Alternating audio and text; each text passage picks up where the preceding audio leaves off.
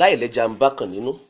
ń lọ bí ọ̀sẹ̀ bíi mẹ́ta báyìí tí a ti gbé ìṣẹ̀lẹ̀ tó ń ṣẹlẹ̀ nínú ìrìn àjò ìsẹ̀mí Olúwatóyìn Ọpẹ́yẹmí Cole tá a ti gbé ìyẹn ní orí ètò Òru Òmẹ́ni Ọ̀wọ̀ ìyẹn ní Peters 102.3 FM tó wà ní Bódìjà ní ìlú Ìbàdàn, èyí tí Ọlọ́run aṣẹ̀dá fi Babátúndé Balógun ṣe atọ́kùn ètò náà, tí í ṣe aláṣẹ àti olùdásílẹ̀ Babátúndé Balógun Òru Òmẹ́ni Ọ̀wọ̀ International tó wà ní Gospel Bus Stop Ìwó Road ní ìlú Ìbàdàn.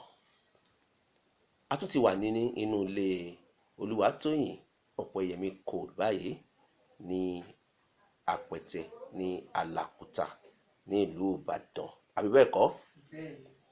Olúwatóyìn, a gbọ́ wípé inú ilé yìí ó jóná torí yàtọ̀ sí bí a ṣe fi sí nígbà tá a wá, a rí ọwọ́ ọ̀nà ní inú ilé yìí ní ọ̀nà kan àti ní ọ̀nà mìíràn. Kí ni nǹkan tó ṣẹlẹ̀ Olúwatóyìn? Ṣé lóòótọ́ ni ilé jóná?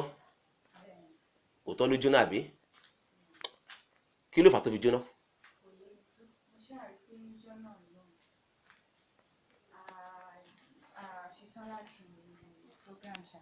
Watch night service or something like that, and he came into the house. But she was never even she was tear gas, bomb or something. Then she been on ọjọ́ yẹn ní tètè mi àti máa jí báyìí kan rí pé. Ṣé ní on the 31st? Bẹ́ẹ̀ ni 31st.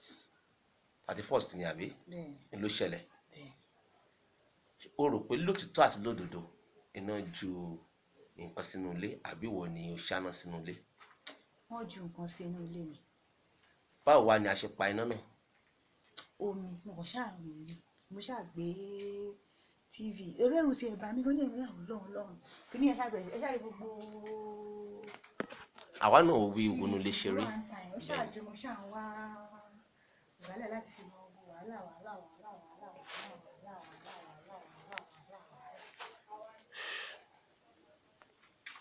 Lágbára Ọlọ́run aṣẹ̀dá, àsìkò tó báyìí tí wàá bọ́ kúrò nínú wàhálà. Àmín. Bá gbóúnjẹ wá nílé báyìí ara sí gbogbo wàhálà yẹn ṣáà pọ̀ débi pé nǹkan tí ẹ ní